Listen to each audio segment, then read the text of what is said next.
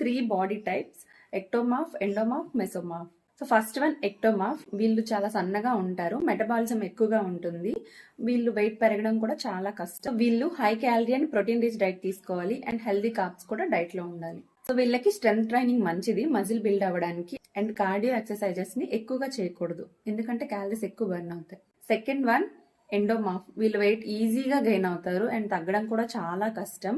Curvy లేదా heavy body ఉంటుంది, fat ఎక్కువ స్టోర్ ఉంటుంది, మెటబాలిజమ్స్ లో బెల్లీ ఫ్యాట్ ఎక్కువగా ఉండే ఛాన్స్ ఉంది. సో వీళ్ళు low carb high protein diet తీసుకోవాలి, like paneer, non veg, pulses, nuts, ఇలా ఎక్కువ ఫైబర్ ఉండేవి తీసుకోవాలి. ఆకుకూరలు, కూరగాయలు, seeds, chia seeds, flax seeds. Digestion improve అవుతుంది. వీళ్ళు డైలీ కార్డియో అంటే walking, cycling, jogging, skipping, strength training కూడా చేయాలి. ప్రాసెస్డ్ ఫుడ్స్ అండ్ షుగర్స్ ని అవాయిడ్ చేయాలి. ఇప్పుడు మీరు విన్న ఈ 2 బాడీ టైప్స్ లో ఎండోమార్ఫ్ బాడీ టైప్ ఎవరికైనా ఉంటే వాళ్ళకి రీల్ ని షేర్ చేయండి. అండ్ మీరు వెయిట్ లాస్ అవ్వాలి అనుకుంటే DM లేదా కామెంట్ చేయండి.